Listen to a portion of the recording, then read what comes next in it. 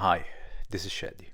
In Judo, the aesthetic quality of a technique is far more than a superficial embellishment. It is a direct reflection of technical precision, economy of movement, and judoka's understanding of the art's core principle, Seiryoku Zenyo, or maximum efficiency, minimum effort. A beautiful throw is not just pleasing to the eye, it is a manifestation of deep skill, control, timing, and sensitivity.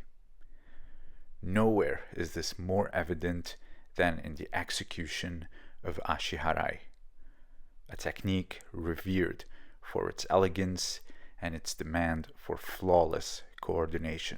Whether in the structured realm of kata or the unpredictable flow of randori, the aesthetic quality of Ashihara often correlates directly with its effectiveness and authenticity. At the heart of Seiryoku Zenyo lies the pursuit of effectiveness through efficiency. It is not brute strength, but intelligent use of energy that defines Judo. When a technique is performed with proper kuzushi, tsukuri, and kake, it appears almost effortless. The uke is thrown with minimal resistance, often surprised by the sudden loss of balance and control. This efficiency, when achieved, produces a natural aesthetic, clean lines, fluid motion, and graceful completion. In this sense, beauty becomes the evidence of correctness. This is particularly true in the case of Ashihara, which is often referred to as one of the most beautiful judo throws. Properly executed, Ashihara requires exquisite timing, perfect alignment of the hips, and a finely tuned sense of rhythm between tori and uke. When a judoka launches Ashihara with full commitment, drawing the opponent into a seamless line and sweeping the foot sideways, the result is a throw that seems to defy gravity. The more beautiful the throw appears, the more it reveals the judoka's deep understanding of timing, body mechanics, and harmony, central tenets of Seiryoku Zenyo. In kata, where the ideal form is preserved and showcased, the beauty of Ashihara is explicitly emphasized. The throw is practiced until each movement is free of excess tension, unnecessary steps, or forceful muscle use. Every element is stripped down to its essential function, and what remains is an archetype of technical clarity.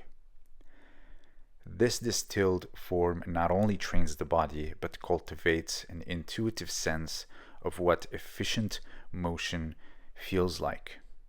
The aesthetic here is not artifice, it is the product of removing inefficiency.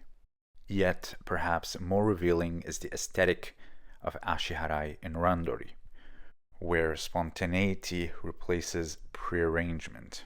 In this life context, a beautiful Ashihara emerges not from choreography, but from real-time adaptation.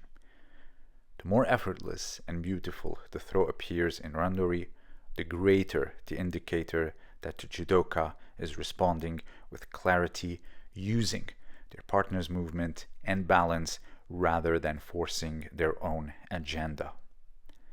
A chaotic or strained throw, no matter how effective, lacks this signature of understanding.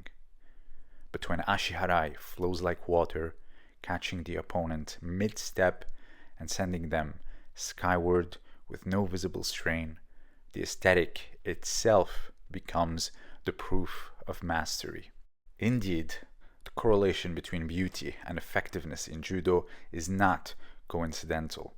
A technique that looks labored is usually inefficient, often relying on physical strength over timing or leverage.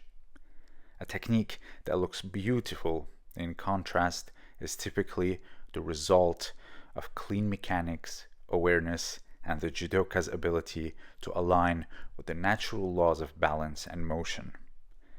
In this way, beauty is not just a byproduct, it is a diagnostic tool. If a technique looks right, it often is right. In conclusion, aesthetics in judo are not merely for demonstration or show, they are the visual of kinesthetic indicators of proper technique, sound principles, and an internalization of Seiryoku Zenyo.